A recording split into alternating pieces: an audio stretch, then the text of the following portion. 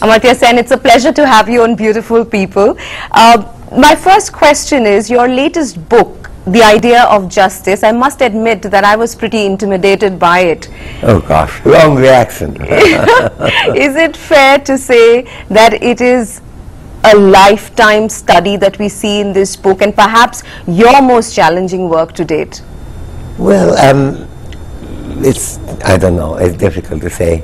There are different kind of works. It's primarily a book in philosophy with a lot of relevance to practical problems. Not just economic problems, that too, but social, cultural, and other issues. I'm not sure whether it's more challenging. Perhaps it's certainly probably the longest book I've ever written. So that way. In terms of the time it took you to finally complete it. But also in length as to what it emerged. In this book, you have questioned or challenged the existing theory of justice, which is transcendental institutionalism. Now you know why I'm intimidated, I'm stumbling over the words. And according to this theory, it prescribes perfect justice and therefore institutions that foster it and expects people to comply. Could you very simply illustrate what this is and why it doesn't work for you? Because you say that comparative justice and real life justice is what is important. Well, I think the first thing to recognize is that what calling by that complicated name, you can think of it more simply, perhaps slightly inaccurately, but accurately enough, as utopian institutional approach to justice. But that is the dominant approach to justice. That's the first thing to recognize. Some of your audience may not be aware how important the theory it is in philosophy, because it hasn't had much application in real life. And that's part of the problem. It doesn't have much application because it begins with asking the question, what would a perfectly just society look like? Now, first there could be differences of views on that as to how much focus to put on, say, the priority of liberty as opposed to the priority of economic equality. That's one concern. There are many other disputes.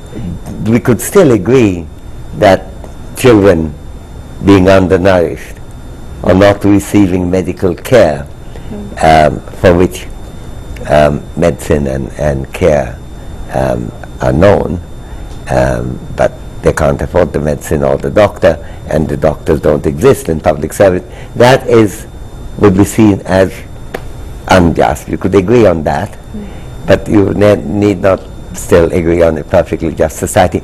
We need a theory of justice which has some connection with real life problems, and therefore it has a concern with removing injustice, which we agree after some reasoning would enhance justice. Humor me a little bit, this belief of noblesse oblige, where you know, the more privileged or the more fortunate need to look out for the less fortunate in society. Can that at all be you know, the underpinning of the move for people towards a just society, or is this at best the underpinning of a philanthropic or a charitable society? Any society will have some philanthropic element.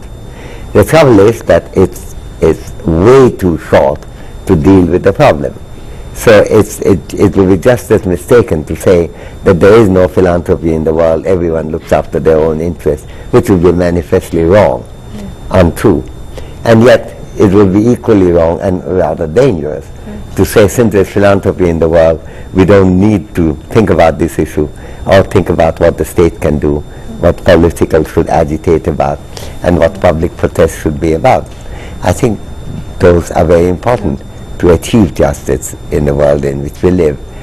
That doesn't require us to believe that there is no philanthropy, but there's not enough philanthropy to deal with this problem. And then philanthropy itself may not do it. Some of it requires not an individual making a donation, but a systemic change. There is, even if philanthropy was perfect, we'd still need a kind of planned approach to justice.